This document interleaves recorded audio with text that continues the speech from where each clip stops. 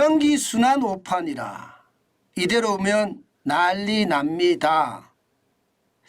이 말이 여러분 사실일까요? 저는 사실이라고 생각을 합니다. 일단 이 지표를 먼저 한번 보시죠. 경기 순환 주기를 나타내주는 지표인데요. 이 중에 말입니다. 제11순환, 분홍색으로 표시되어 있는 부분입니다. 이 부분에 경기 정점이 어딘가 하면요. 2017년 9월입니다.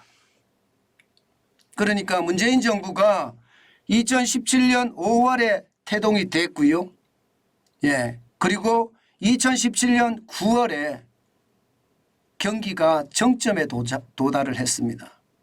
100.9로 말입니다. 그러면 바로 이 부분에서 말입니다. 경제정책을 쓸라 치면요. 경기 부양책을 써야 됩니다. 100.9가 아니라 앞서 구순환기에 보면 103.2까지 올라갔죠. 이렇게 132까지 올리는 거예요. 그렇지 않으면 7순환기에 보면 102.3까지 올라갔죠. 이렇게 올리는 겁니다. 그런데 문재인 정부는요. 그렇게 하지 않았습니다. 소득주도 성장 정책을 들고 나오면서요. 경기를 부양시켜야 되는데 오히려 냉각시켰어요. 최악으로 만드는 거죠. 그만큼 말입니다. 경기가 꼬꾸라지기 직전에 오히려 말입니다. 더 꼬꾸라지게 만들었다는 뜻이에요. 소득주도 성장이 바로 그런 정책입니다. 그 때문에 소득주도 성장 정책이 나라 경제를 제가 망쳤다고 이야기하잖아요. 이때 경기 순환에 대한 오판이 없었으면 우리 경제가 지금처럼 이렇게 최악을 맞이하지는 않았습니다. 그만큼 말입니다.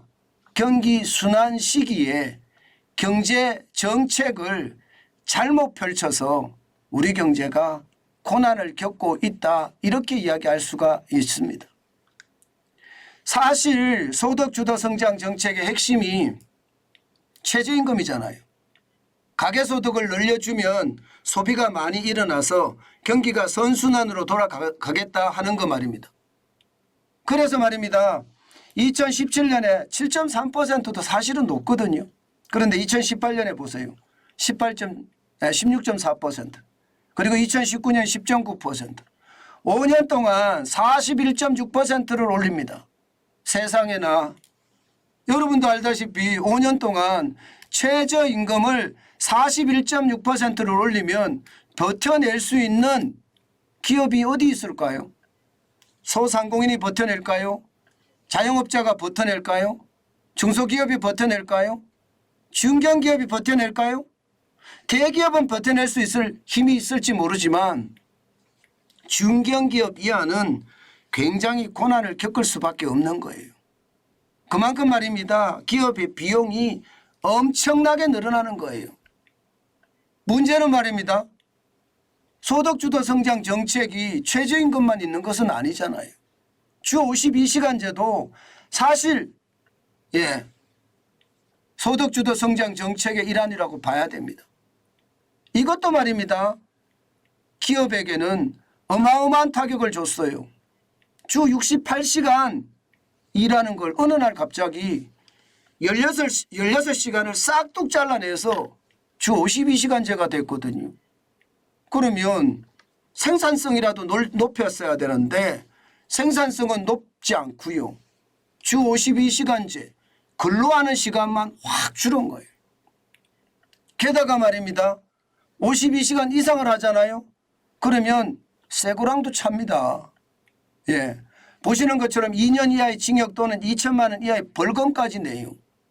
이것은 어떻게 생각하면 우리 경제에 엄청난 족쇄를 채운 겁니다. 그런데 문제는 지금도 이 상황은 계속되고 있다는 겁니다. 지금도. 주 52시간제 윤석열 정부 와서 바뀌어진 거 없죠.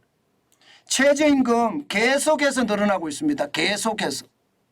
그러면 경기 순환기 최악을 맞았을 때가 2020년 5월입니다.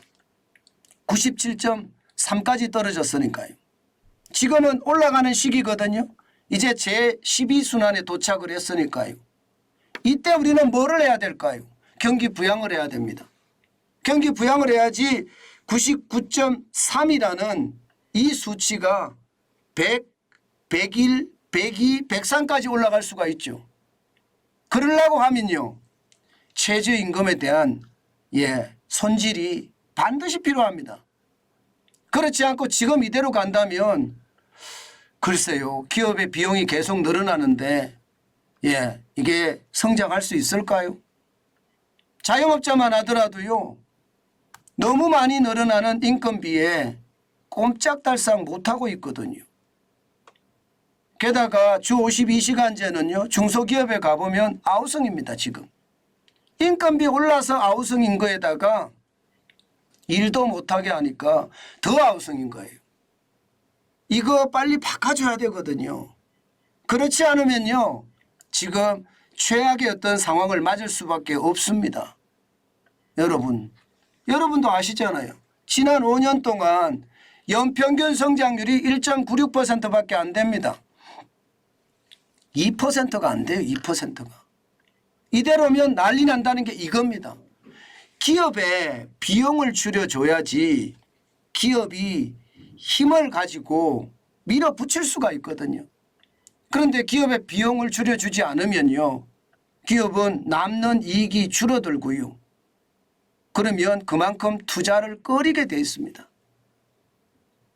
이것이 말입니다. 경제 성장을 최악으로 만드는 요소가 되는 겁니다.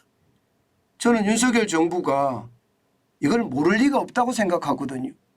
대통령 실장도 경제통이고요. 국무총리도 경제통입니다. 뭐 당연히 기획재정부 장관, 경제부총리도 경제통이죠. 이런 경제를 아는 사람들이 많은데 왜 이렇게 지지부진한지 답답하기 그지없습니다. 심지어 말입니다. 잠재성장률의 어떤 상황이 나오잖아요. 지금 2023년에 1.9%예요. 2024년에는 1.7%고요. 돈을 풀지 않고 달성할 수 있는 최대 성장률이 잠재성장률입니다. 돈 풀어서 성장하는 것은 부채주도 성장이라는 거고요. 그런데 이게 지금 2% 밑으로 떨어졌어요. 이것은 어떻게 생각하면 충격적인 요법을 써서라도 잠재성장률 전망치를 올리고 경제에 어떤 개혁을 단행해서라도 잠재성장률 전망치를 올려야 된다는 뜻이에요. 이것을 보면 진짜 충격적인 상황이 되겠구나. 지금 윤석열 정부가 문재인 정부의 소득주도 성장 정책을 그대로 답습하는 것 같아서요. 경제가 앞으로 얼마나 좋아질까 걱정이 솔직히 저도 태산입니다.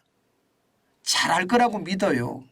지금 야당이 워낙 공룡 야당이니까 움직이는 그런 힘이 약하다는 것도 압니다. 그렇지만 노력은 해야죠. 노력을 해서 실제 말입니다. 왜 우리 경제가 이렇게 나빠지는지를 국민에게 설명도 하고요. 그러면서 이런 정책을 펴야 된다고 국민에게 설득도 해야 될 거 아닙니까?